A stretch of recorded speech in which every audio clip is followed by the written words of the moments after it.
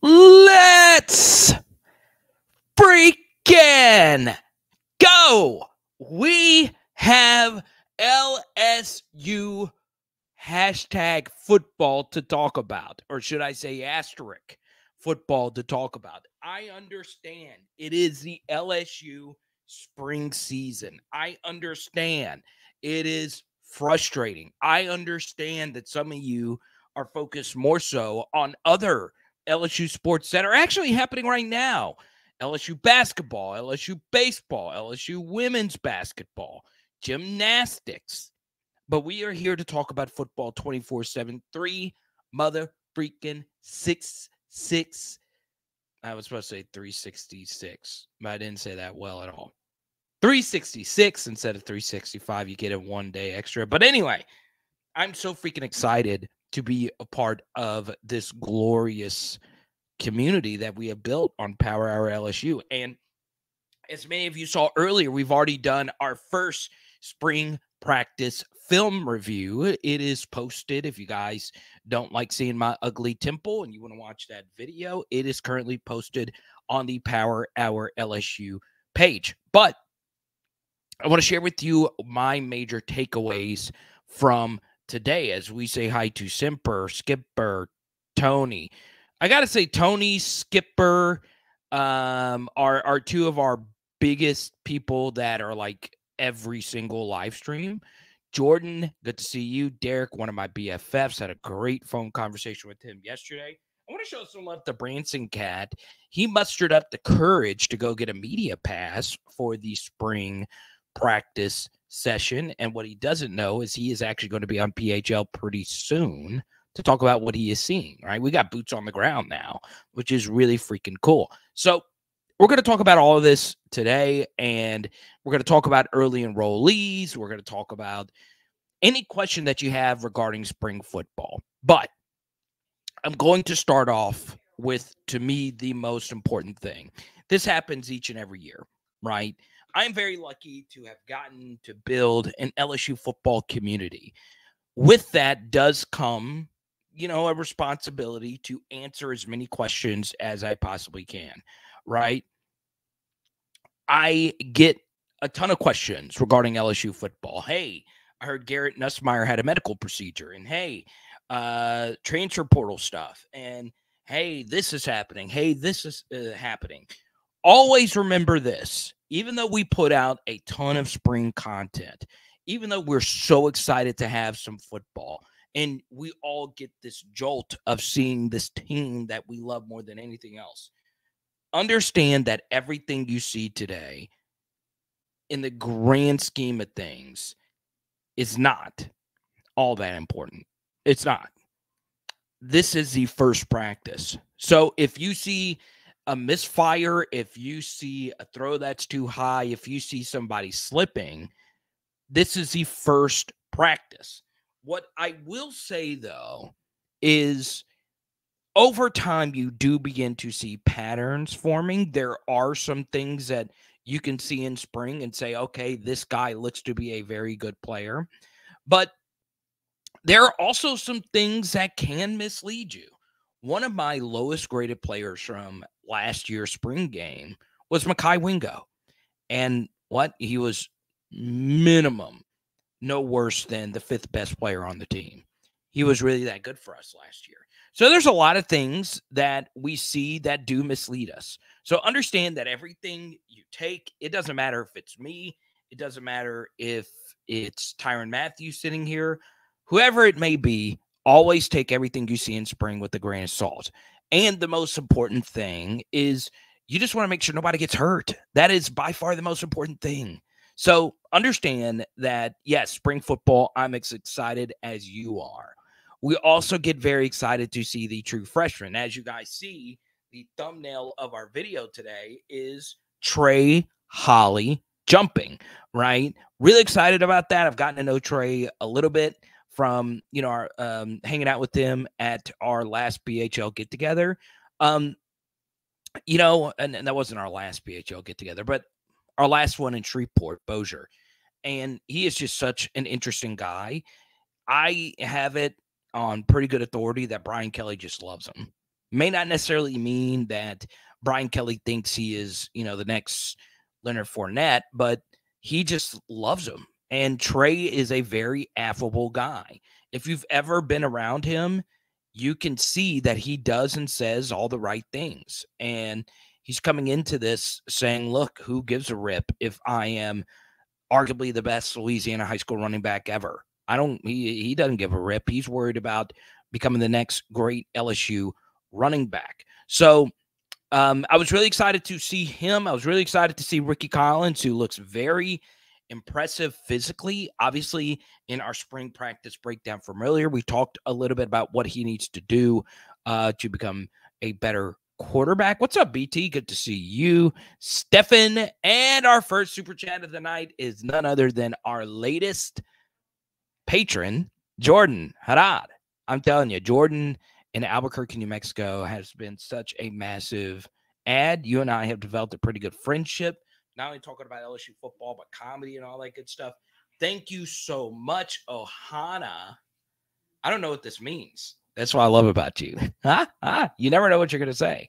But good to see you. You get to pick the next topic. Anything LSU football related, we'll go straight to it. Now, something else that I want to get into tonight from spring is understanding that the speed of the game is always the most difficult thing for people to adjust to.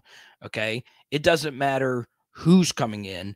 Everything is faster. Okay.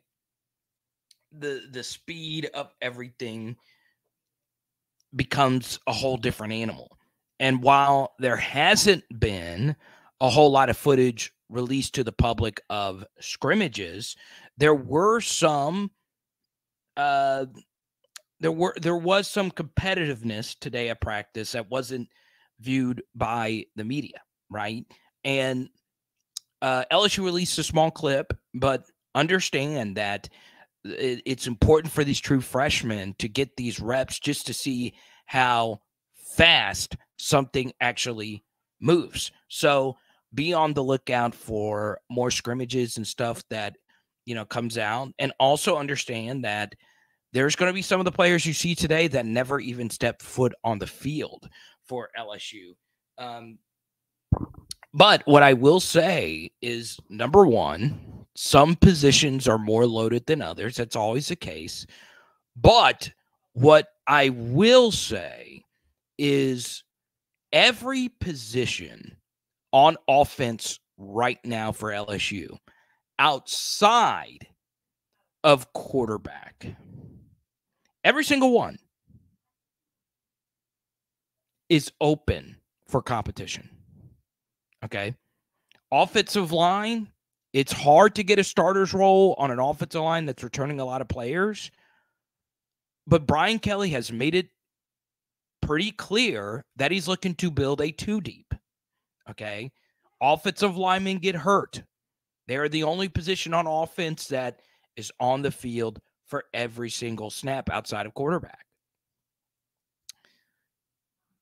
If you're an offensive lineman for LSU and you're not starting, if you're not Emory Jones or Will Campbell, you've got a good opportunity to shoot yourself up the step chart.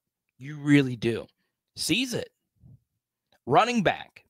We mentioned Trey Holly already. He has got a wide open alley right now to make himself a part of the running back room with Armani Goodwin still out. Okay. And John Emery, once again, I won't go too deep on this. I'll speak for myself. I had academic issues when I was at LSU, but we're in year 5 here. You shouldn't be having academic issues in year 5. You just shouldn't. You just shouldn't. And I understand school is hard. Once again, I fail classes, but it's year 5. It is year 5. It's an issue. It is an issue. Okay. So I've got to be real here. This running back room is open. Noah Cain is there. We know Noah Cain's going to be a part of the room. You have to feel pretty good about Josh Williams' chances. But Brian Kelly loves to split carries up. Anybody can seize reps. And honestly, I could say for the first time in quite some time, wide receiver is open. Okay. Aaron Anderson is out. They give him a single-digit number. They give him number 1, which is the most coveted number. I would guess minimum 10 to 15 players on this team would give up their jersey number for jersey number 1. It's just how it is. People want the single-digit numbers. Deshaun Womack wants a single-digit number. Everybody wants a single-digit number. Okay? We have the number 1 on defense, Omar Speights. Aaron Anderson gets the number 1 jersey, and he's not proven anything at the Division I level. And Brian Kelly is pretty dead set on Aaron Anderson being a big part of this team. I believe that because they are being very cautious with him. But while he's out, who's going to step up? We know BTJ and Malik Neighbors are him and Himothy. Okay? Number 3, it's open. It's open. Okay? Who's going to seize it? Is it going to be Chris Hilton? Is it going to be Kyron Lacey? Is it going to be Landon Ibieta? Is it going to be, Kyle Parker, Jaylen Brown? They were out there today. Who's it going to be? Gregory Clayton. Come on now. I doubt it's him, but who knows? Every position on offense. And then we get to tight end. Your only scholarship tight ends that are practicing right now are true freshmen. That's it. This is wide open. Defense is very deep, but I think there's a lot of open positions as well. Okay. Say hi to H-Town Creole. Pierce says, I just watched a 4.5-hour police chase. Dude got tear gas to oblivion. Like, you watched it live, or did you watch it on TV? Ohana is a Hawaiian word for family. Remember Drippy Trey's post after the Bama game? He's standing above the adoring crowd like a liberator. I love that. I'm telling you, Trey Holly probably has the biggest LSU fan base of people truly rooting for him to succeed, more so than any other player in this class. Trey Holly, for years now on PHL, has had fans. I remember a few years ago, I had Sean Fox, who is a North Louisiana radio host, and he adores this young man. I do too. I mean, him and Lance were very impressive. Okay.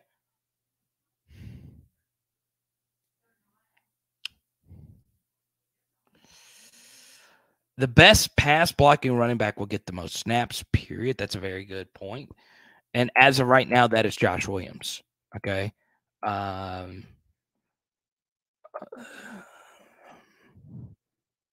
something else about John Emery. Very inconsistent in pass protection. Okay.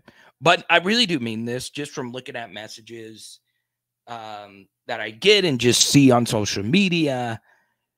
Trey Holly has just got a massive fan base. It is ridiculous. And most of them are in North Louisiana, which makes sense, right? I know Tyler's a huge Trey Holly fan base, and a lot of PHLers are Trey Holly fans. I think the world of them. I do. And I'm cheering for them big time. Okay? Now, what I also think today, all right, listen to Brian Kelly's press conference. And what's funny to me, and I don't know how you guys feel about this, okay? And it could just be me. I'm a weird person. I'm very weird. Okay, I'd be the first to tell you. Anyone that knows me, Cliff knows me, I'm a weird dude. Okay. But for some reason, I always have to go back and listen to the full Brian Kelly press conference. Because to me, the most interesting things that he will say in the press conference sometimes are the ones that don't actually get tweeted out, that don't actually make headlines. And he said something at the end of his press conference today I thought was interesting. So I haven't talked to him in a minute, but I call him a friend. We've had plenty of email correspondence. His name is SEC StatCat. All right. And there's a few guys that you hear me cite a lot on here. I'm a big analytics guy. Obviously, I'm a big film guy. And SEC StatCat is a big film guy, right? And according to his metrics, right now, his terminology is a little bit different than how I coin some things, and everybody's got their own thing. But he said LSU repped inside zone and different variations of inside zone more than anybody in all the SEC. There was no team in the SEC that did more reps of one play than LSU did inside zone and variations of it. Okay. So what exactly does that mean? Well, if you listen to the end of Brian Kelly's press conference, he was talking about offensive philosophy. And these things are what interest me.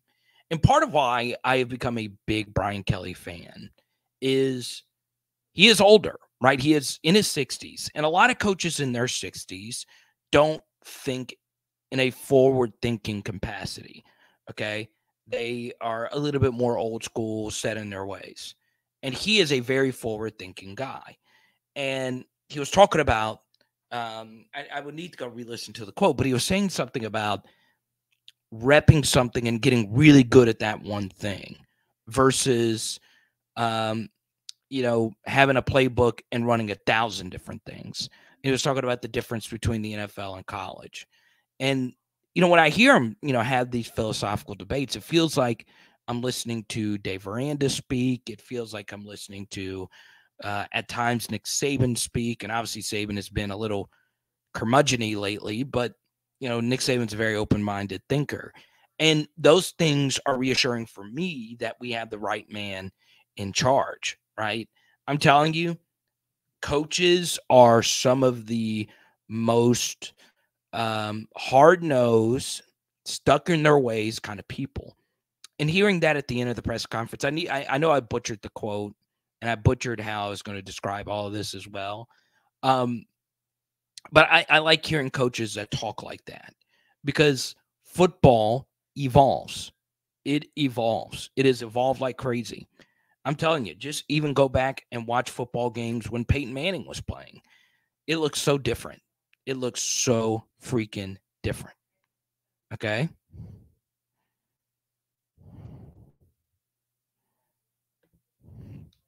Trey will be back in the number 1 jersey during his LSU career.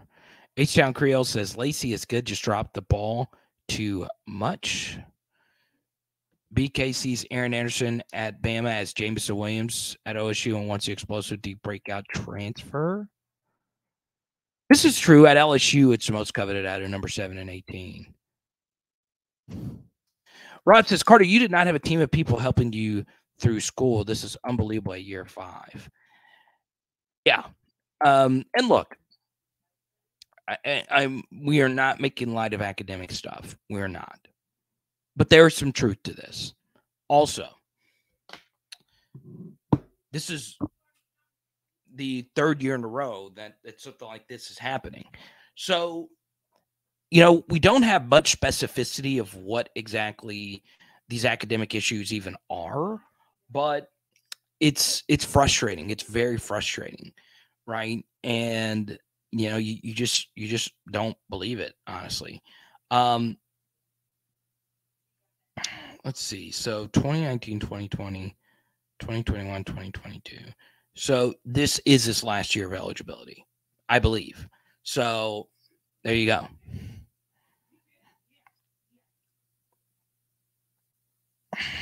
LA Mom, good to see you. She is working tonight in the medical field. So there you go. Who is more important, the PHL family or your patients? I'm serious.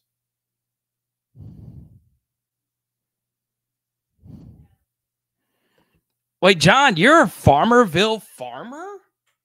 I hated that they changed the name to Union. I wish the Farmerville Farmers would have stayed forever.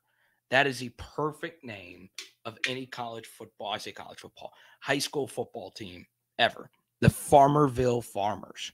I would lean all in. Is Union's nickname still the Farmers?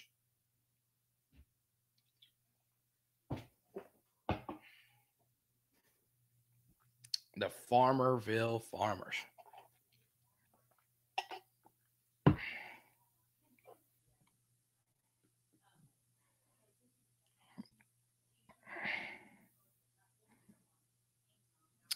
But this and this is just, the simple truth here. I had friends that were tutors of some of the athletes. Okay. I knew some of them. Obviously, I knew some of the athletes. And I know things have probably changed since then, but they make sure you can pass. They make sure that everything is done right. And this is just crazy. It's absolutely crazy. And it would be one thing if it was, a collective of LSU players, a group, a cluster of LSU players. So yeah, it's frustrating. It is very, very frustrating because obviously there are some things about John's game that needs to get cleaned up, which is obviously the fumbles, and so yeah.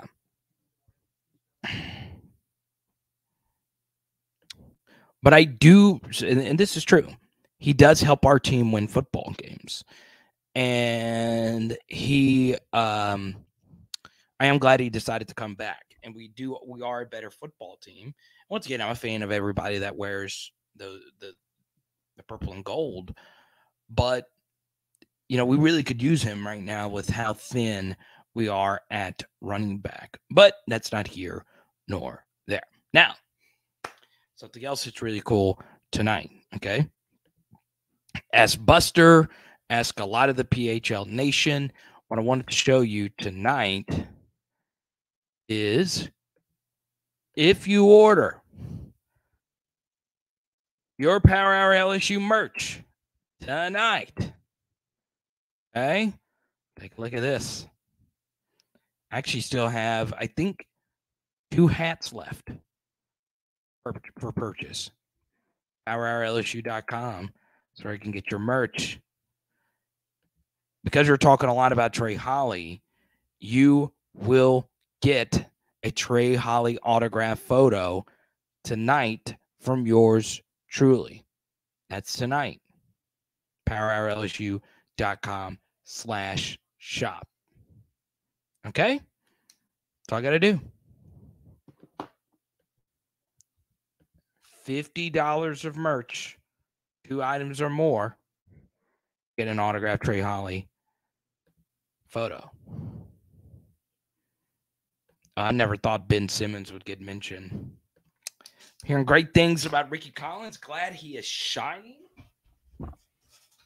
Shine bright like a diamond.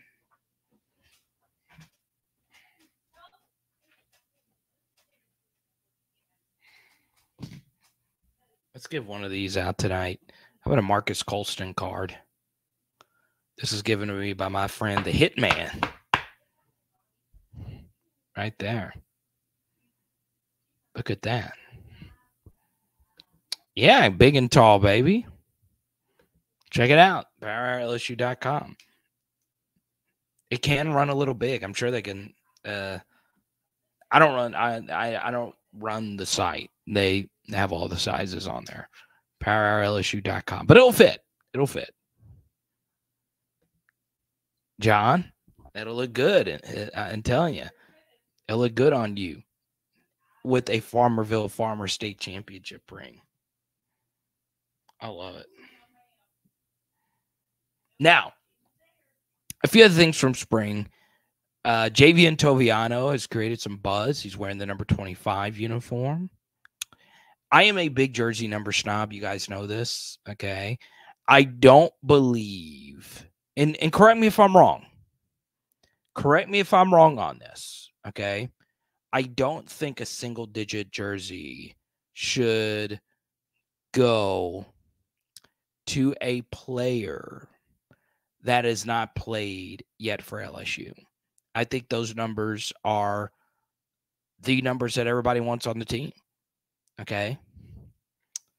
Even Harold Perkins had to wait to get one. He was first number 10. Then he became number 40. And now he's number 4. If Harold Perkins had to earn a single-digit number, I think everybody on the team should. Okay?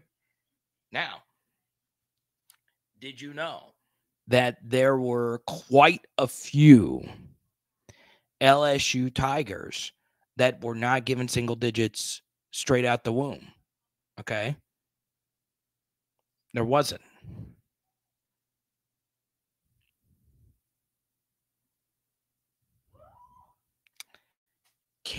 Now this is a deep cut.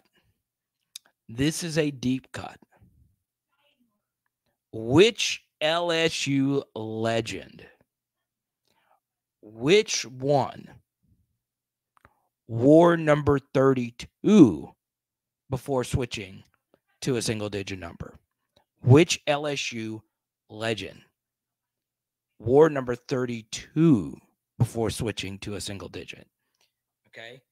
If this guy had to earn one, everybody should have to earn one. Okay? That's a little bit different for someone like Omar Speights, right? This guy is a stud. He is an absolute freaking stud. He's been playing a long time. He's been a 4-year starter. He's not earned it at LSU, but still.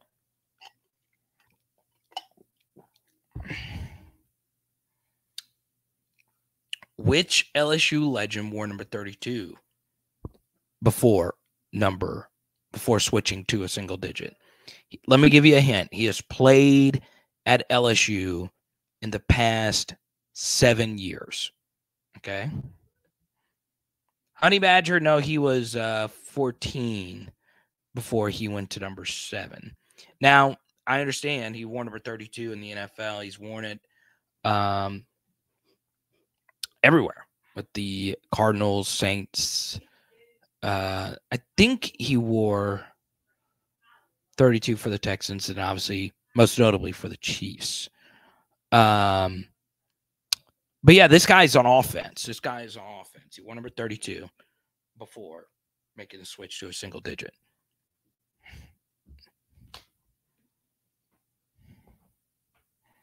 Once again, if this guy, think of the best LSU players of the modern era.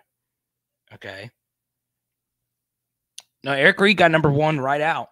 He got number 1 right out.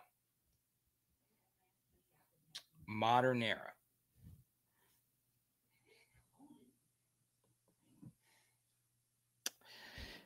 You're close. That is close. All right. Odell Beckham Jr. is not the answer, but it's another example. He wore number 33 before he switched to number 3. That's close. Good to see you, Johnny 5. Jeremy Hill wore number 33 throughout his career. Now in college, he in the NFL he wore number 32. So there you go. He wore 32 for the Bengals, wore number 33 for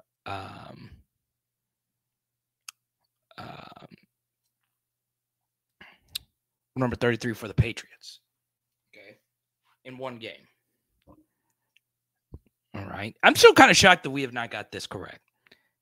Okay. Bang. Now, did you look this up, John? Type Y for yes, type in for no. I mean, I was giving it away. Clear legendary player, played in the last 7 years for LSU. Okay.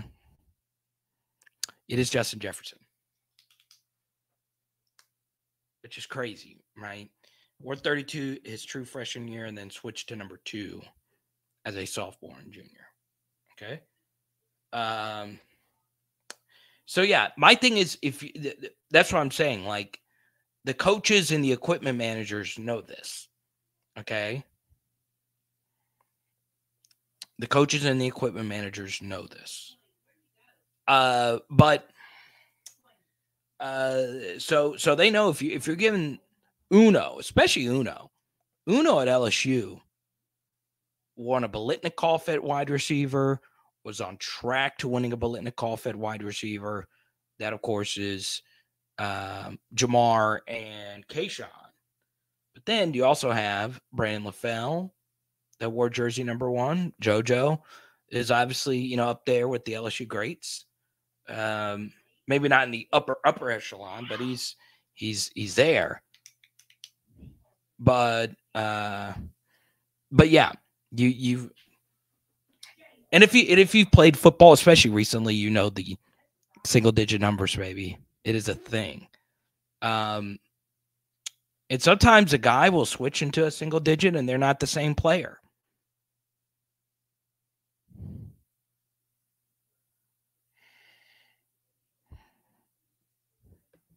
Come on, Carter. Justin Jefferson is not a big name in LSU football.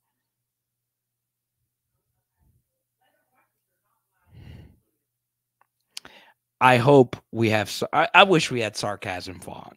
I don't know if you're being sarcastic or not. Justin Jefferson is not a big name in LSU football. Pass that sucker over to me. I need a hit of that, whatever that is. Oh man. I kind of don't want to continue. I kind of want to know if this is serious. I mean, his last name is up there with the famous last names in LSU football history.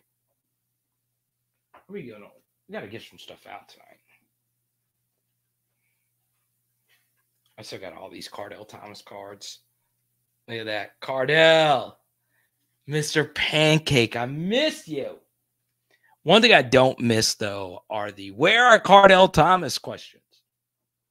I'm like, he honestly, he was honestly there the whole time. Okay. Yeah, I've got to know if H-Town Creole is being serious here. I mean, he only caught over 100 passes in the greatest offense to ever play the game. Only over 100. Caught arguably the most iconic pass of the 2019 season. By the way, his 2018 season wasn't bad. But I am guessing that this is sarcasm. By the way, you wouldn't have thought this was. Now, you wouldn't have thought this is a big deal. But he's a better NFL player than he was a college player. Oh, you're thinking of his brother.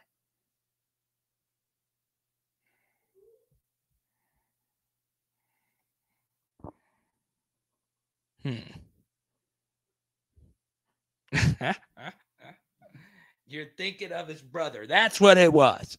That's what it was. But the truth is, and look, I get it. I know it's easy to pile on people. I choose to try my best to not pile on any player that's played at LSU. Okay? I try not to. The one thing that I've kind of not liked, and I feel like this is a safe space for me to say this. And by the way, super chats are wide open. Thanks to Jordan. He has been our lone super chatter of the evening. Once again, we're giving away. I'll give this away tonight. If you join the Patreon tonight, I'm sending you a Joe Burrow rookie card. This exact one right here. Okay?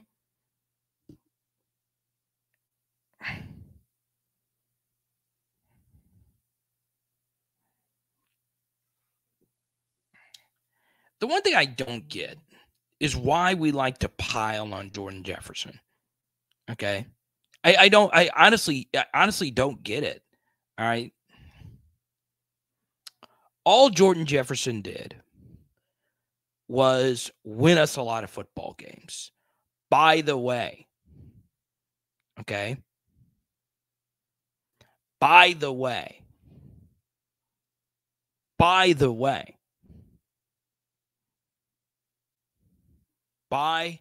the mother-freaking way. He was coached by arguably the worst person to be coached if you want to be a great quarterback, in Les Miles. Okay? So I understand. Yeah, I hear this all the time. Well, Jordan Jefferson from West Virginia, he's here. And he's also wearing number 99, which is ironic because Jordan Jefferson wore number 9 for you jersey number people out there. Jordan Jefferson was a net positive for LSU. Okay? Anybody that can win games with Les Miles as your head coach at quarterback is fine with me. Okay? I cannot state this enough. It could just be that I was on campus for the time. And look, to be fair, the Bama championship game is on him in a lot of different ways. The only thing I thought that, and there are some plays on film that were missed that he should have been able to make. But Jordan, we owe a lot of gratitude to him. Okay? You, whoever you are right now, you now know what it was like to play quarterback with Les Miles. Okay? It was a mess. Name one 4-star quarterback that he recruited that was better than him. Now, I'm not talking about transfers. I'm talking about straight out of high school. None. I can hear an argument for Jarrett Lee, but it sure as heck wasn't freaking Brandon Harris or Anthony Jennings or Phillip Rivers' younger brother. Jordan was a really solid quarterback for us, okay, in a very difficult time period. Remember, he came in the post-Ryan Perrilloux era and won us a lot of football games. Is he amongst the LSU greatest of all time? No, nor should he be. But this idea that he is a nightmare, well, I'm going to tell you this. The Alabama tape was bad for everybody.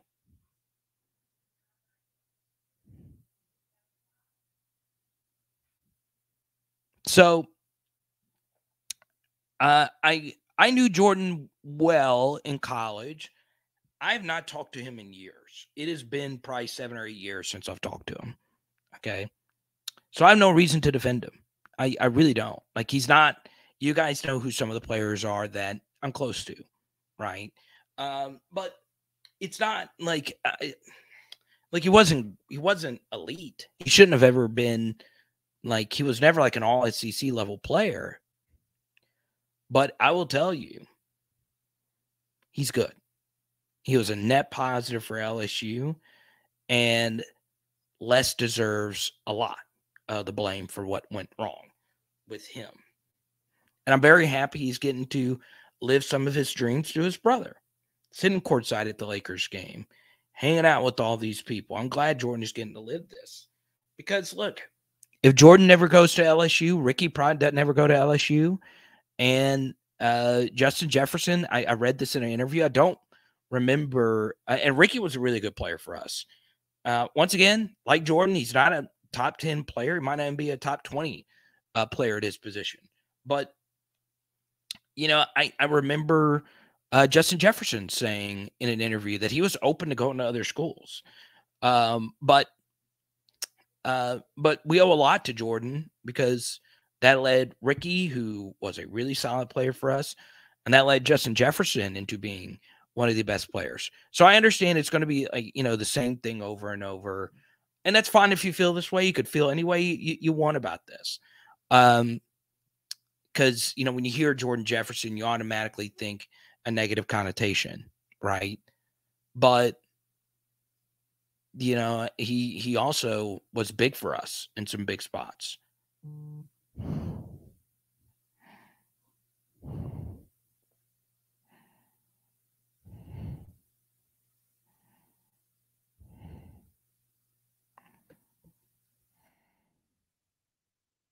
Jordan, Ricky, Justin, Ohana. Family. Love it. Thank you so much, Jordan, for another super chat. Lee was a much better quarterback. I think that's why most LSU fans don't like Jordan. I don't think much better is true here. Jarrett Lee, and I honestly probably knew Jarrett a little bit better than Jordan. Lived in the same apartment complex. I like Jarrett Lee a lot. Jarrett threw a lot of turnovers.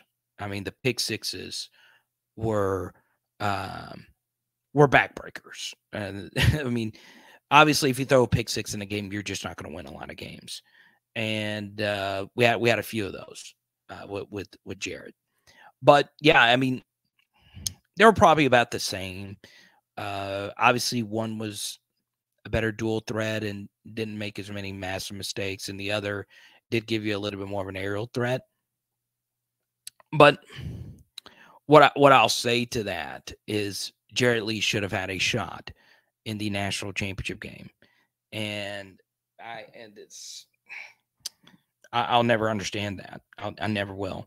But we can get into a debate about 2012 or 2011 and 1912. I will always go back to this, okay? And this will sound like it's just me copping out what went wrong that night. I'm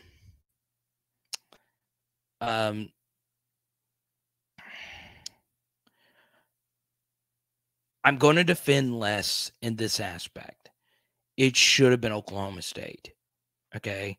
That was one of the most bizarre sequences of events in the middle of a bizarre year. Now, it wasn't 07 year. It was 11 year crazy.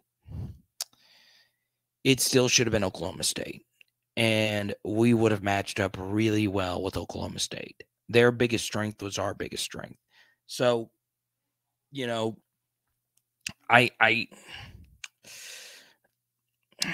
can get into the math and the BCS and if the field goal was good or not, or we can get into a lot of different debates, but we would have shredded them in New Orleans. But let's get back into some current stuff. Let's go to Harvis. Yo, Carter, does Mason Lunsford play tackle? I would say no. I think you would leave him at guard. I think the more interesting question, Carvis, would be, do they experiment with him at center? Now, him at center would be interesting, to say the least. I don't think he says he's never played it, but he is open to the possibility. I am a little bit more I'm a little bit more pro we got a new patron. There you go. Simper is a part of our Patreon now. Thank you so much, Simper. I really appreciate it. You're getting this Joe Burrow card. Congratulations, brother. Here's what I'll say though. Okay. And I'm glad this has been civil. All right. 1-9-12 debates always get gnarly. They just do. It's sour for a lot of us. But getting here to this Mason Lunsford question, it's kind of wild to think that was over a decade ago. Still, we move on. Obviously, Mason Lunsford is a big-time transfer. Huge for LSU. They have missed, and I say they, pre-Brian Kelly, they have missed on a lot of offensive linemen. And Mason Lunsford raises the floor of this offensive line quite a bit. Now, I've watched a decent amount of him. I watched his highlight tape 2 times over, and it's very good. He is a mauler in the running game. And for what LSU wants to be, and I know a lot of you complained about the offense last year. However you feel about the offense is how you feel about the offense, which is fine. But Mason Lunsford gives him another bully over the middle. And there were times last year where the middle of the LSU offensive line just fell apart. And this guy helps in that aspect. And I understand Miles Frazier is back. I understand that pretty much everyone that played up the middle of the LSU offensive line, not named Anthony Bradford, is back. Okay. They need more bodies. So I do think right now Mason is primarily going to play guard.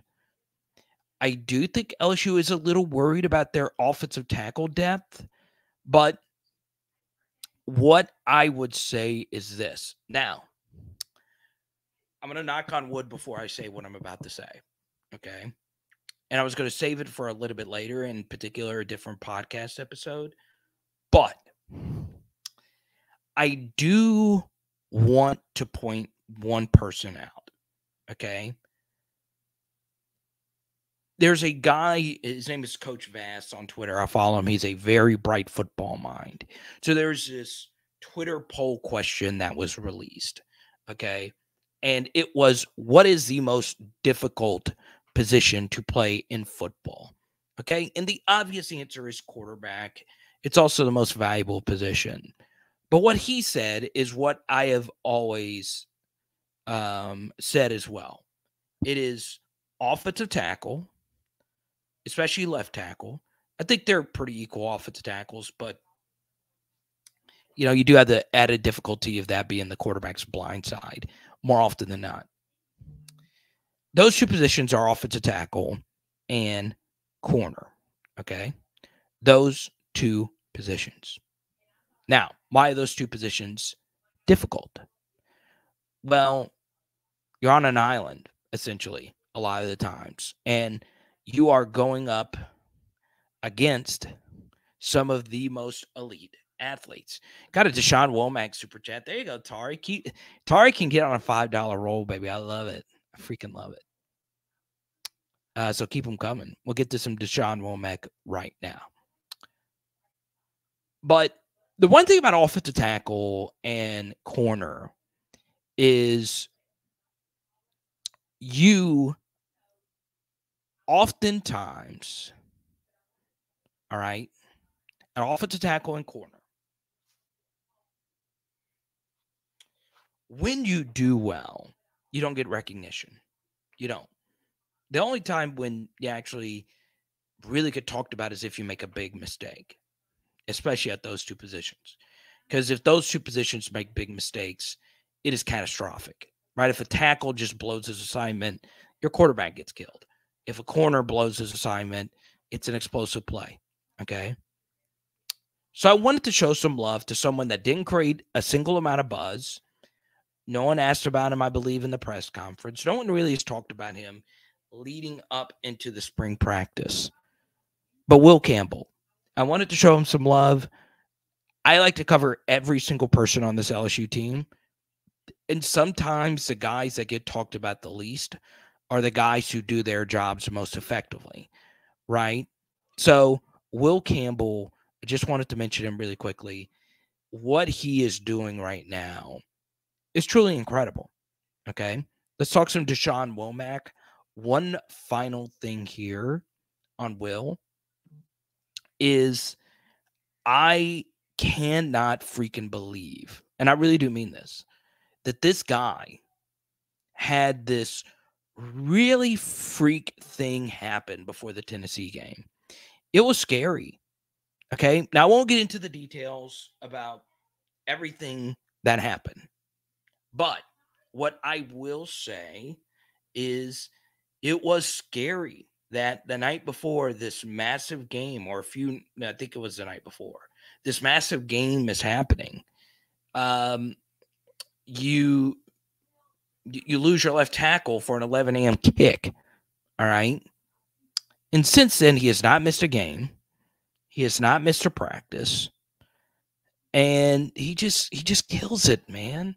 He just gets it. Him and Emory Jones just get it.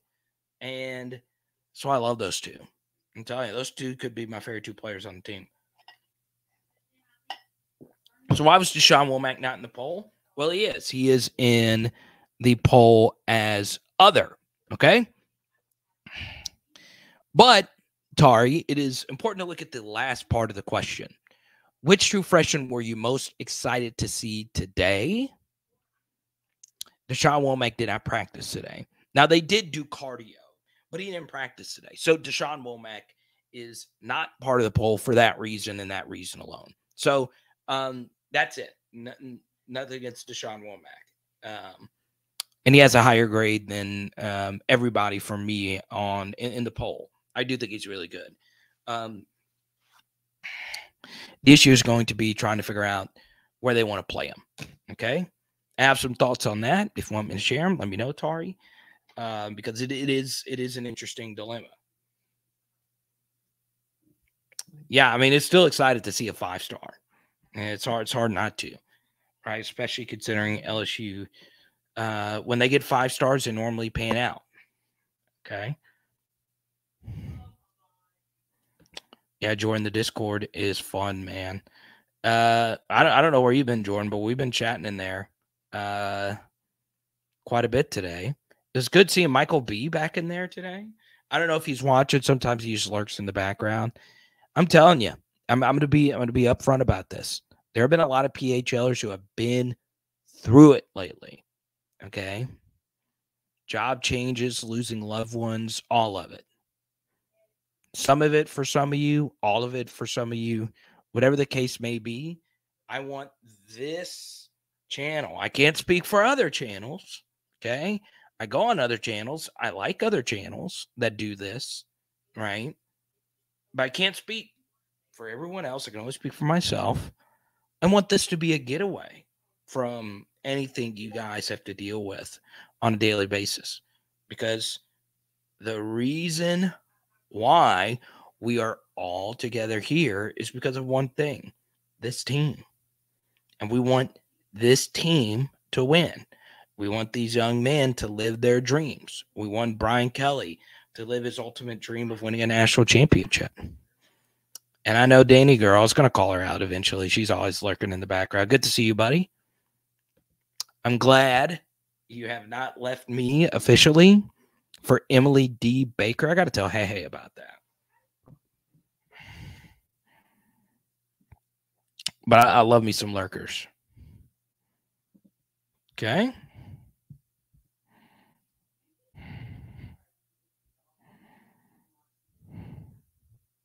Now,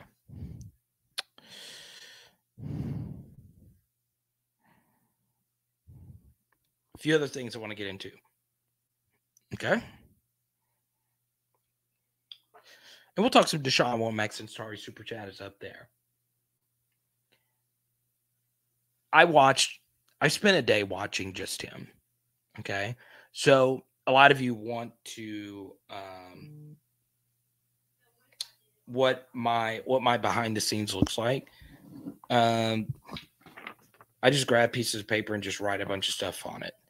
And to the left I have another random sheet somewhere. So all of this to this side are my Deshaun Womack notes. Okay. It's just some of them. All right. I don't know if I'm going to get to doing a full video on him, but I'll share a few of these things. Excellent motor. One thing I like about Deshaun Womack is, and this is rare for a 5-star. I see a lot of 5-stars do this. He does not give up on plays. I hope that doesn't change in the college level, but God, he hustles. He plays really hard.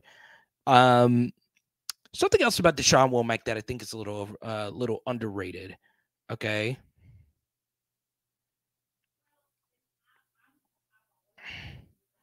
I like that. DHL meetup in Houston. Okay, I'm down for an H-Town get together.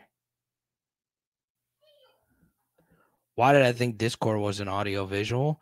I don't know, but you're gonna like it. It's honestly a little bit better because you get to talk to me. You get to talk to me without actually looking at me, which is even better. And you get one-on-one chats with me if you opt in to doing those. Okay.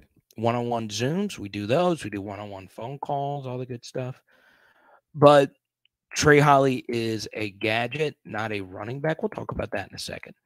But I'll finish up on a few thoughts here for Deshaun Womack. All right.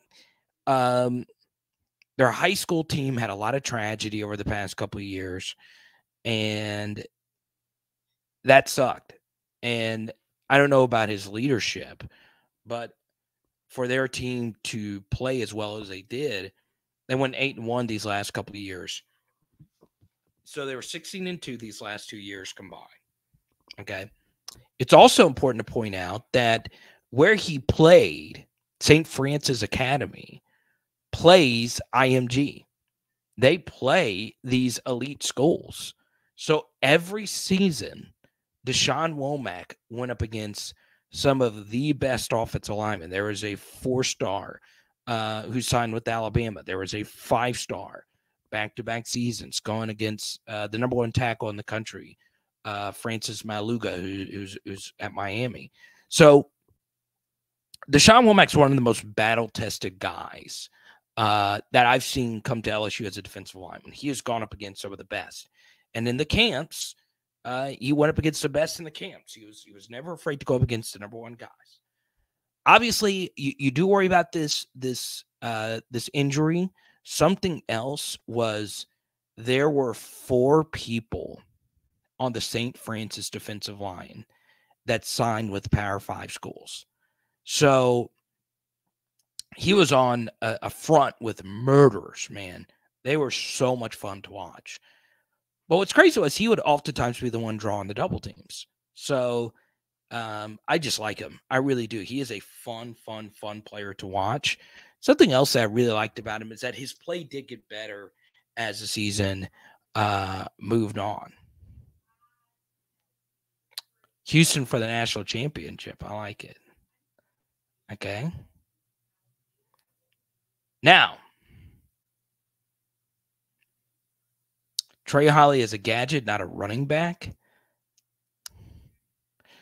So we'll talk some Trey Holly here. All right. Now, once again, I always like to say this before I get into an analysis of a player. I've gotten to know Trey one time. All right. Love me some Trey Holly as a person. Okay.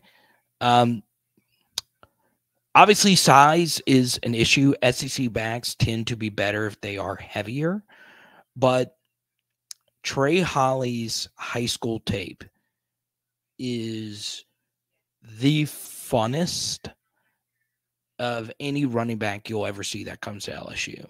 He is a lot of fun to watch. Okay. And honestly, quite frankly, he was my favorite.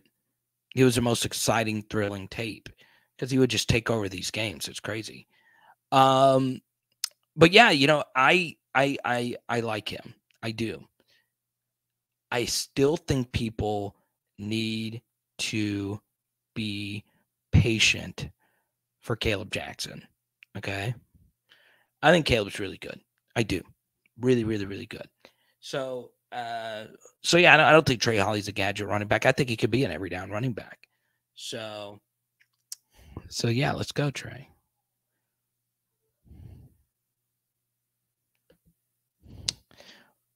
Here in Georgia, there is a county called Houston, but guess what?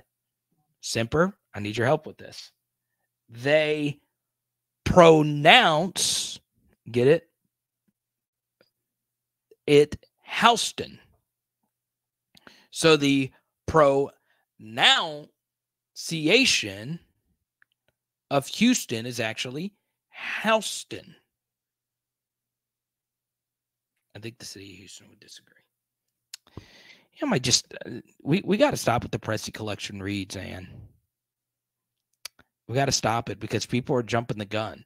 They are tired of Tony the Tiger winning it every single time. You're only hurting yourself. Only hurting yourself. Okay. I kind of feel like the next person that jumps the Pressy Collection contest, I believe that person should. I believe everybody should. I think whoever it is deserves a 5-minute timeout. Okay. So next time, we're just issuing a warning here. If you jump the Pressy Collection gun, okay, you are going in timeout for 5 minutes, full 5. Okay. I didn't do it until the pronouncement.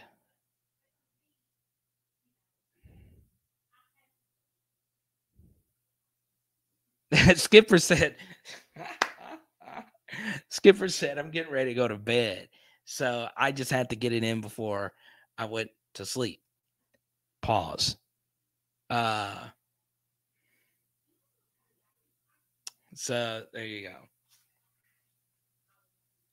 But we continue. A few other things from the opening practice. Javian Toviano is going to be a major factor in LSU secondary next season. Okay. I think some of that is Brian Kelly being frustrated with his current situation. I don't think he is a huge fan of the 1-year rental DB. Not necessarily who he doesn't hate the players that do that. It's just you want that to not be the case every year. So yeah, Deuce Chestnut's not practicing right now. I think LSU wants to develop their 3 young new corners that have come in. Okay. That includes Toviano. That includes J.K. Johnson. And that includes Denver Harris. Okay. Those are 3 4-star recruits that they have coming in or that are there. Now, Jeremiah Hughes is an early enrollee. He is there. So maybe he makes some noise. LaTerrence Welsh is also there. So be on the lookout. Okay.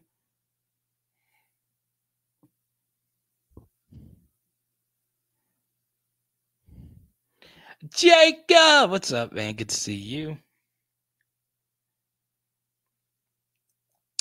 I'm not saying he is not a guy that will take sweeps or swing passes, but Holly comes from a team that runs 85% I formation, and he ran into 9-man boxes a lot.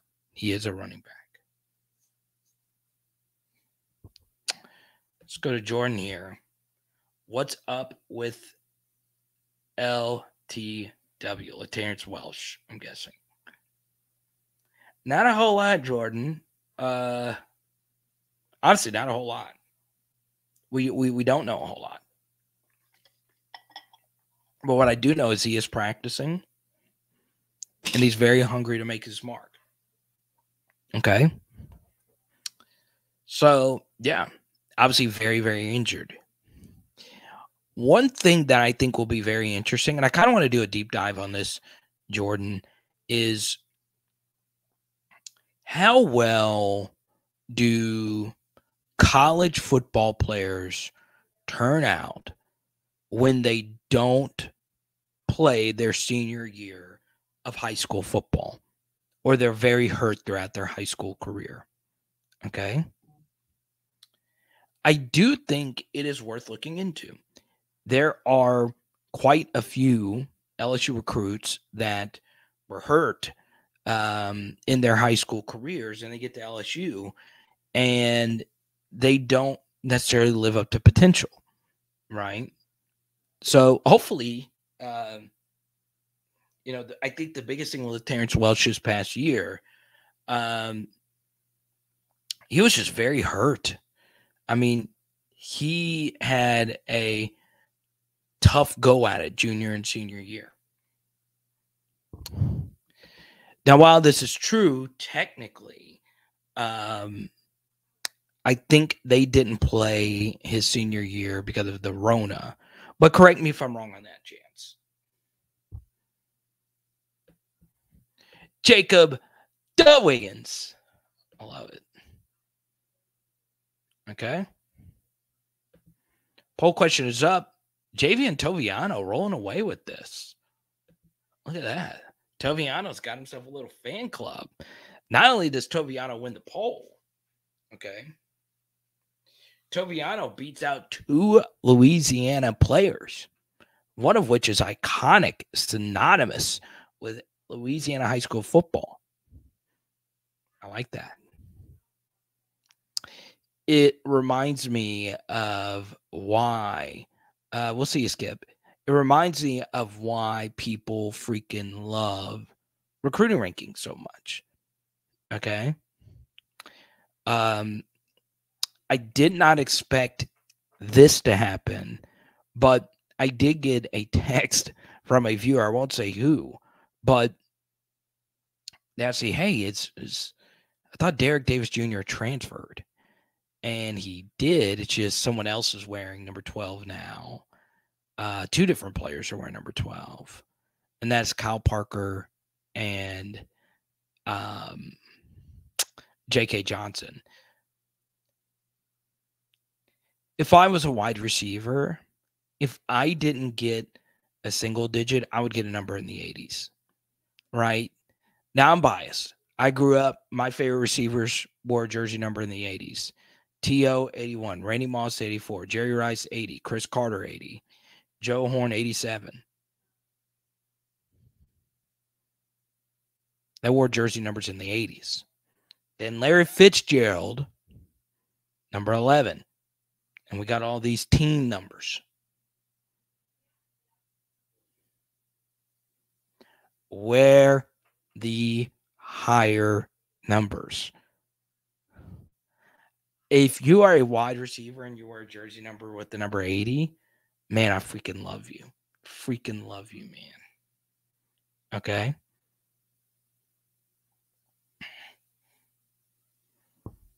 There you go, Branson Cat. I like that. You're a single digit? Or 1, 6, and 11? Steve Smith, 89. Lynn Swan, 88. Michael Irvin, 88. Y'all keep it going. Keep it going in the chat. I'll chat jersey numbers all night. Keep it freaking going. Okay. But yeah, when you think of like the LSU receivers that wore jersey numbers in the 80s, if they get an opportunity to switch, they do it immediately. Right. Dre Jenkins, I believe, wore number 83, switched immediately to number 10. People just want the lower digit numbers. Steve Largent. Steve freaking Largent. But yeah, 80 is the best wide receiver number. Okay. So I mentioned Joe Horn. I mentioned T.O. I mentioned Jerry Rice.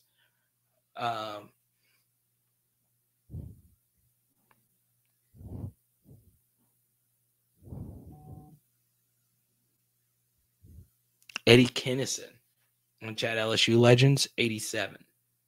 Dwayne Bowe, 82. Okay.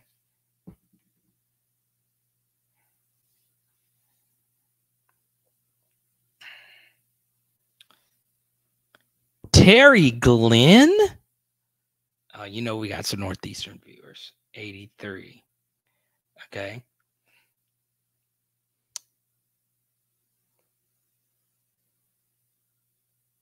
But yeah, numbers in the 80s are where it's at. Let's go. I know he's controversial, but prime Antonio Brown in 84.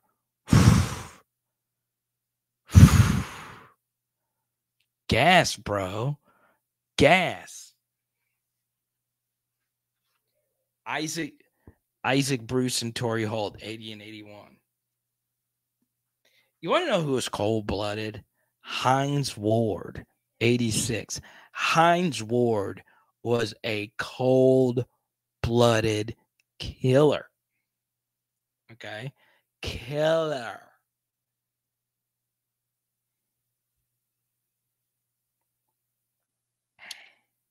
But yeah, in the NFL currently, Not a whole lot of 80s. You don't want to be seen with the jersey number of the 80s in the NFL.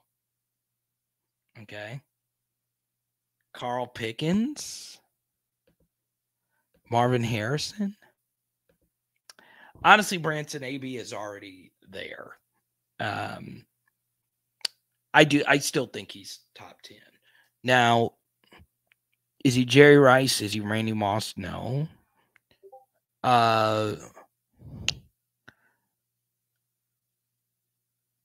After that, it gets a little murky. He's definitely top 10. He's probably, if I had more time to think about it, he's definitely in the back half of that top 10. But his peak was immaculate. It really was. T. Higgins is changing. Yeah.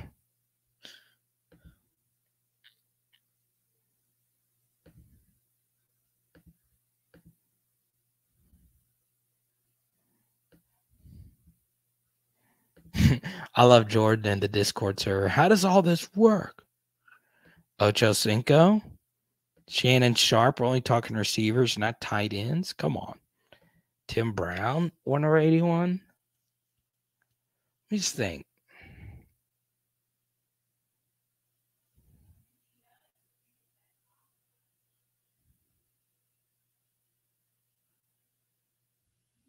Oh, you know who is an underrated 80?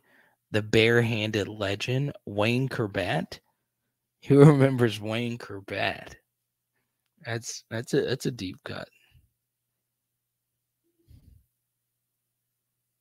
TJ, what'd it do? And it's funny, we're exactly at 85 viewers. Daryl Stingley.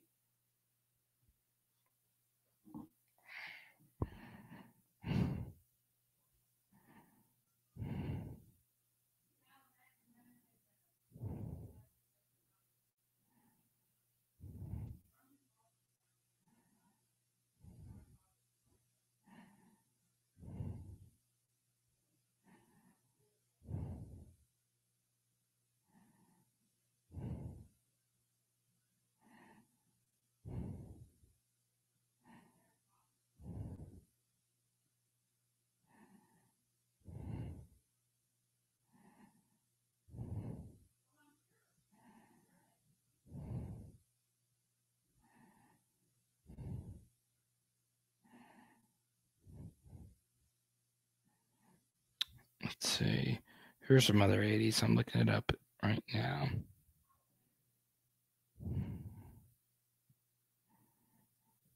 Here's some other 80s.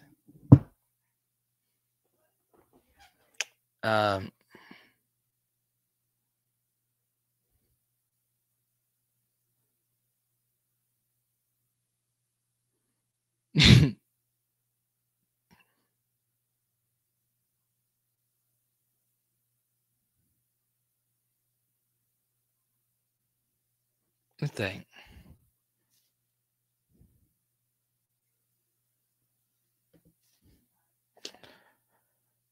Y'all just wait till Trey Palmer's about to be a 10-year pro in the NFL. Too bad he never broke through here. Russell Gage, 83. There's a Luke. Luke is one of the few to have an autographed PHL shirt. I think you're the only one. Andre Reed, that's a good one. Eric Martin. What's up, Abby?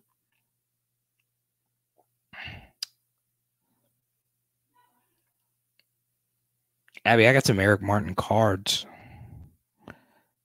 The Jet. I do have some Eric Martin cards. The Jet Sweep King.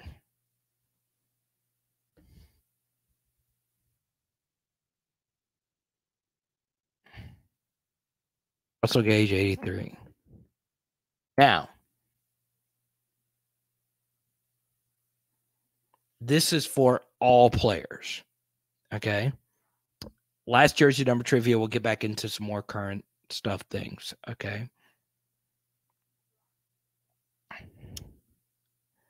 Name the most recent LSU Tiger to score a touchdown wearing 87. Okay. Any position. Name the last LSU Tiger to score a touchdown in the NFL. Okay. Not Cole Taylor last year. I don't even think he caught a TD anyway. Name the last in the NFL LSU player to score a touchdown wearing number 87. Okay.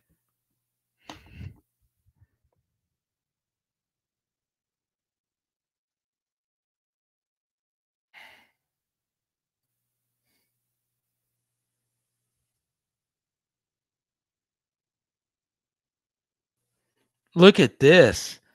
Okay. So it was close. It was close. JT, it looks like JT got it.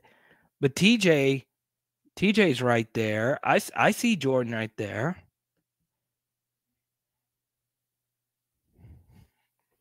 There you go.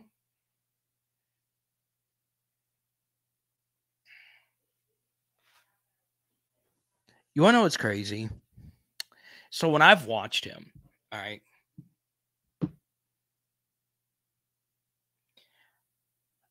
I am going to give you an honest evaluation. I think he's really good in the NFL. I really, really, really do. Everybody, welcome JT to the channel. Okay. Everybody, welcome JT to the channel. I think Foster Moreau is really good. I do. I think the Raiders are a bad spot for him. Okay. I do.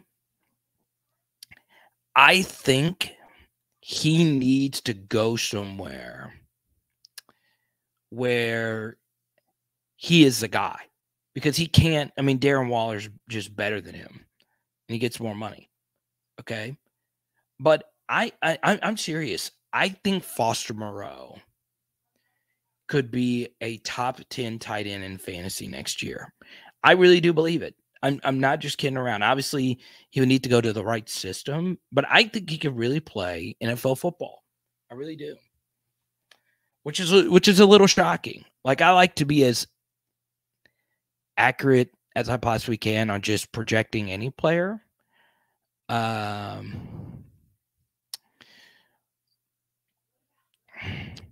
Foster Moreau could play. He could play.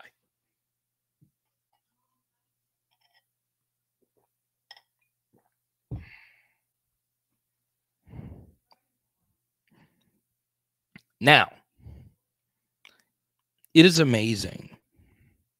And I was thinking about this earlier today, right? How important eras are in pro sports and just in sports in general. Okay. So, what I like to do is when I'm evaluating an athlete, I always like to factor in the era that they were in. And the fact that Foster Moreau was still in the fax machine 25 player era. Okay. And he was the last LSU Tiger to sign. Okay. Some other kid didn't want to come. Ed Orgeron called him on signing day and said, "Do you want the slot?" He signed that day. Or it was the day before or something like that. I don't know.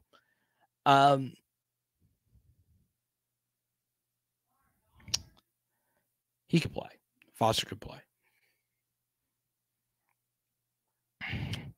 Trivia. Why did Jets choose number 18 in the NFL? Let me try and guess this. Okay, he's probably shared this in an interview.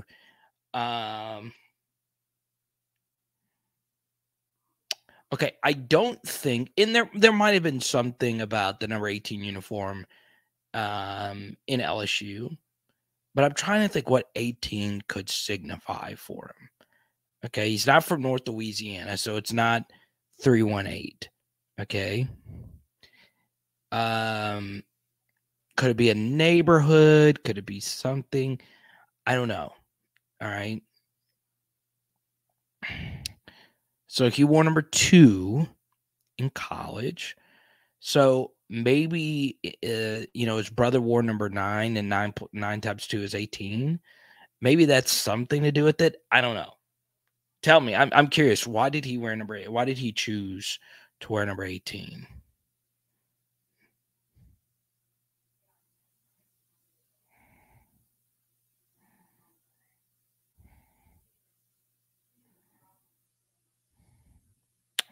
Yeah, Chance Moreau, Justin Jefferson, Cushenberry.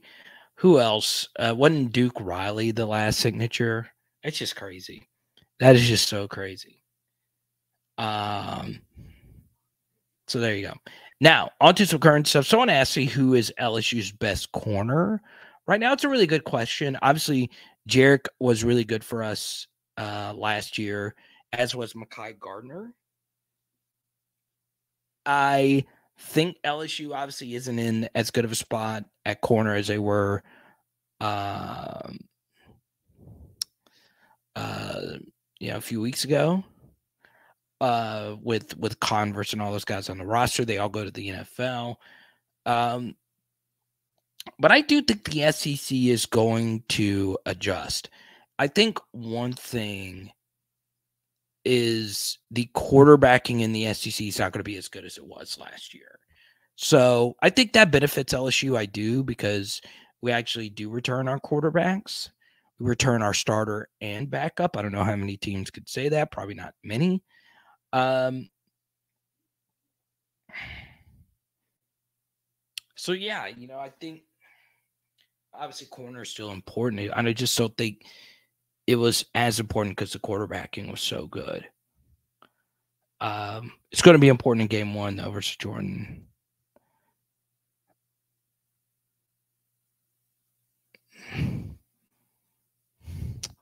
So there you go. It was because of the number 18 at LSU.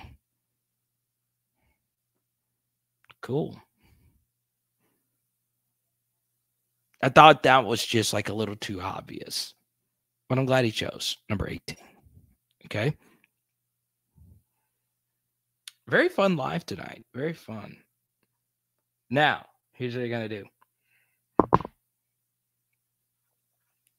In the next 5 minutes, I'm going to answer as many questions as we possibly can. But if you do super chat, we will keep this party moving, baby, all night long. Lionel Richie style, baby. Next 5 minutes, I'll answer as many questions as we possibly can. Now,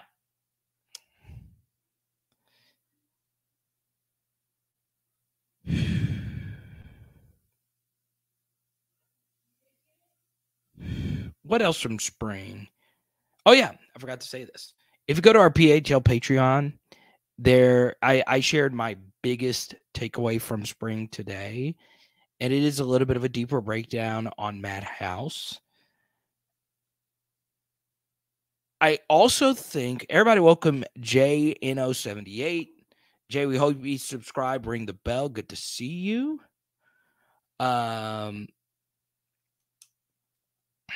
JT, hope to see you around more often. I totally forgot what I was going to say. I just went for a blank.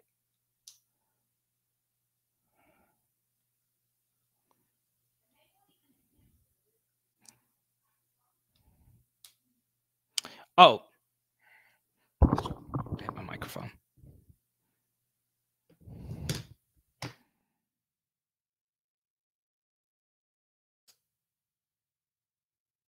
If you follow this link right here, patreon.com/LSU football, you can see who my major or my biggest specific takeaway from the practice today. One thing that I thought was very fascinating was how the LSU coaches have decided to split up who coaches what. Okay. So it was already kind of like this, but LSU has split up, in their individual drills, their defensive linemen, the jack outside linebacker, and the off-ball linebacker, right? So, I think I think that's very critical because those positions are so different. So John Jancic is doing special teams, but he's also coaching the BJ Ojolari Jack linebackers. Jamar Cain is focusing on the hand in the dirt defensive line, which more often than not is going to be 3 players for LSU. And you also have a separate safeties and corners coach. Also, Bob Diaco was very involved today as an analyst for LSU. All right, Jordan, we'll get you all set up. Let's start off here with Prez, since Perkins is playing middle linebacker who leads LSU in sacks next season. I'm still going to go Harold Perkins. I think they're still going to use him as a pass rusher. JNO78, do you think we win the SEC again? Okay, very good question. All right. Now, by again, do you mean just again? Because, we won the West last year, didn't win the entire SEC. I wish we did. But, for right now, I do think LSU is the prohibitive favorite in the West. We return more than Bama. We know who our quarterback is going to be. I think they should be the favorites. I do. But we'll see.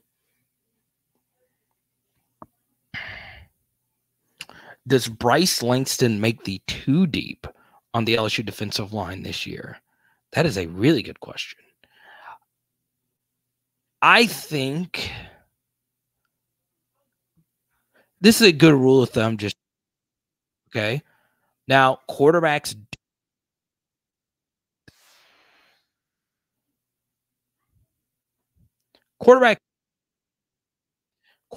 don't play a role in what I'm about to say, but normally, and by the way, if you want to see my spring film breakdown,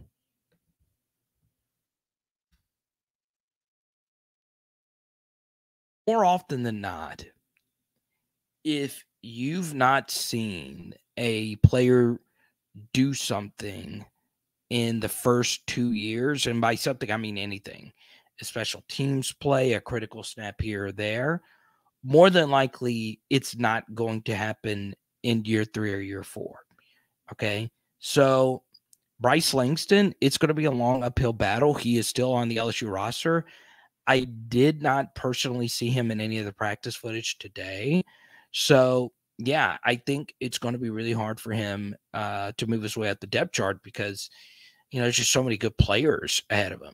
The LSU defensive line got pretty deep pretty quick with a few transfers that came in. So, we'll see.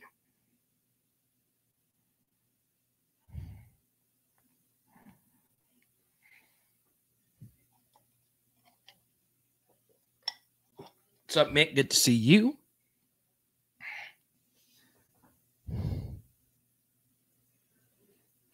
That's good. LSU basketball fighting their way back into it. It's a 1-point game. Good to see you. Good to see that. I see you, TJ. I love it.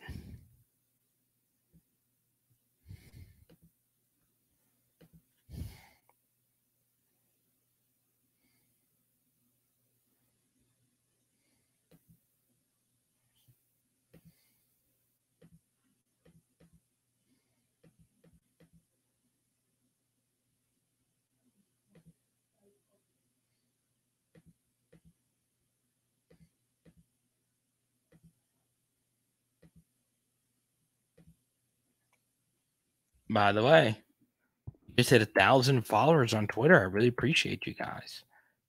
Pretty freaking dope.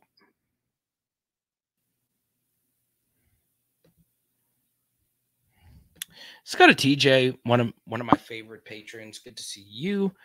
Do I think Toviano has the hips to be a boundary corner? He looks a little stiff.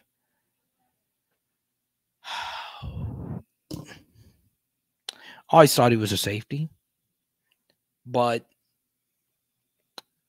I do think it's easier to transition from corner to safety than vice versa. We see a lot of DBs do that later in their careers in the NFL. Well, some, not a lot. So right now, let's wait and see. But I think he can be an SEC corner. I do. I just don't think that's his best position. However, I think you leave him there because that's where the more glaring need is right now for this team. Okay. Now, the safety position still needs to get sorted out. It is Major Burns and Gregory Brooks's jobs to lose, in my estimation. But I don't think that's locked in. I just don't.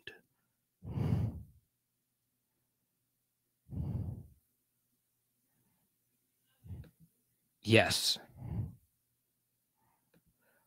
Yeah, to sort of go along with this, what do I think about the defensive backfield? There's a lot of corners and safeties. There are. Okay.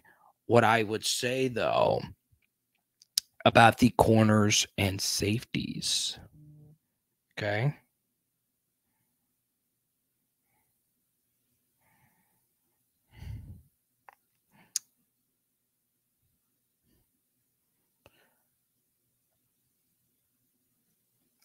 I still am a big Denver Harris guy. I am. I still am.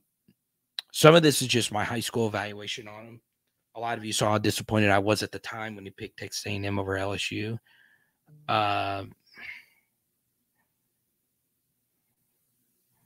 So there you have it. A few things here as far as recruiting is concerned. Today was a big recruiting day for LSU. Colin Hurley was on campus. What else happened today?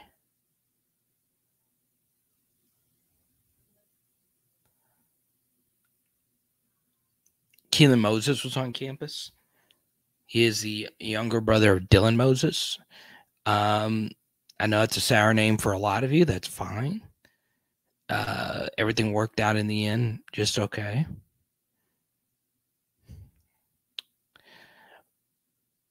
One minor but kind of major story, because this is 2025. So not this next recruiting class, but the next. The number one quarterback in the country for 2025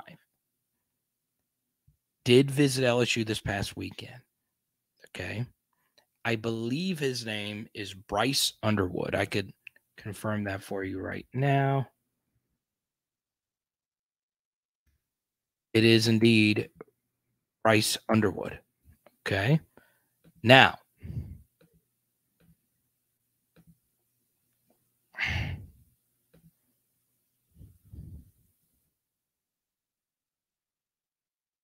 there he is. 2025, 5-star, the number one quarterback. Okay. So he just visited LSU. And I understand we probably feel a little burned by Dante Moore from Michigan. But LSU's in the running here. Okay. You guys know I don't get into the high school junior stuff until this season kind of moves on, or if we do get a commitment.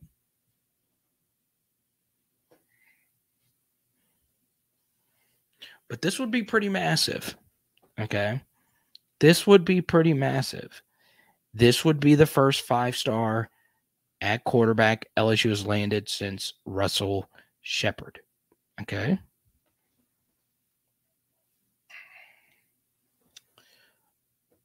But he visited LSU.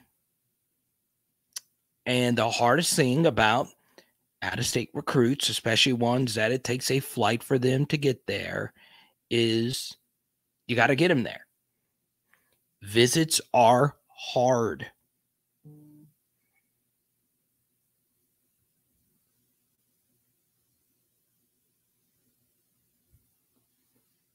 That's where we are right now. Okay.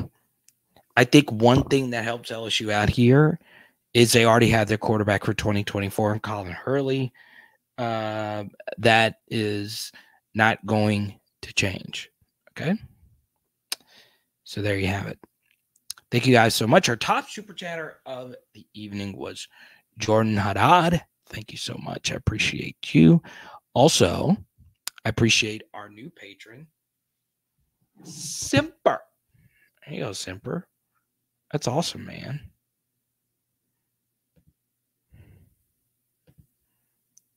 So what is Patreon? It's pretty simple. Okay. It's a private chat room. That's what Discord is, which is part of the Patreon services. Okay. I'll answer this one from TJ.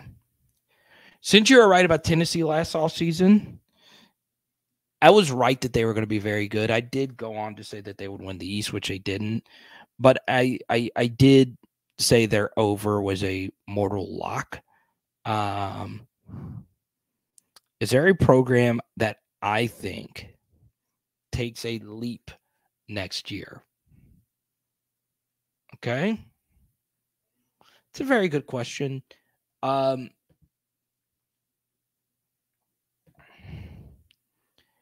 With all the transfers coming in, it's kind of hard to just point at just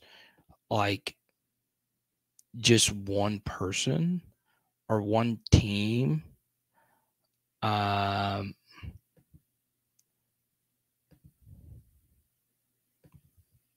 see. Which team?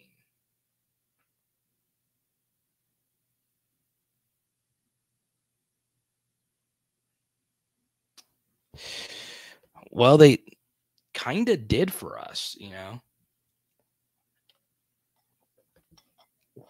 All right, Jacob, we'll see you.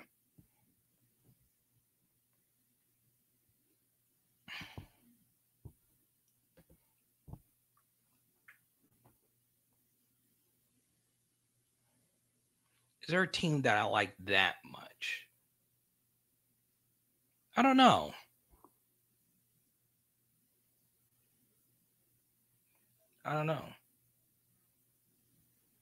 Yeah, Pegasus, I don't know. I honestly don't know. Texas, it does seem sexy at this point. I'll never predict Texas though as a sleeper. There's no excuse for them to not be winning more.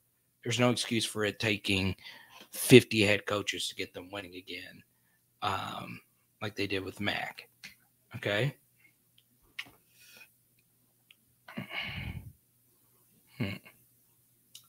I'm a big Beamer ball guy. Wasn't totally in love with their OC hire. Doel Loggins or Doel Logains. I butcher his name all the time.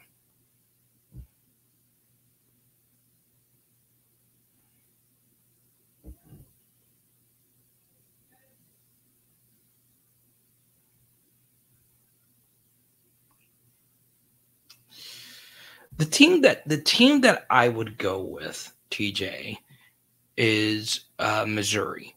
Okay. I have been higher on Missouri than most. Okay. Took their over at 5.5. They got there at 6 last year. Keep in mind that they lost quite a few games last year that they played really well in. They lost to Georgia, a game that they'll probably think about the rest of their lives. And they also lost to Auburn, and that game quite literally was the luckiest win I've ever seen for any SEC team. So in the SEC, I would say Missouri. I think they'll be sneaky decent. But I mean, the overall roster still isn't that good.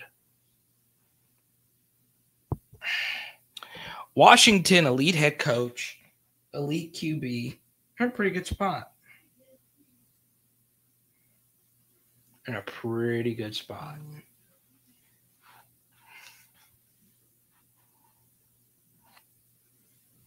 Okay. Now, here's what we're going to do. Tomorrow, I am not sure if we're going to release a video at all. But here's the good news. If you have not seen this, if you really want to support me, okay, there's plenty of ways you could support me with Super Chats, Venmos, Cash Apps, you guys, at Card of the Power. Always get you some merch as well. H-Town Creole, PHL shirt would look great with that beard. There's also this video that I just put in the chat. Totally free. It's just another YouTube video. If you want to see my breakdowns of the LSU spring practice. So there you go. I'll be in the Discord, folks. It is Power, LSU, bam.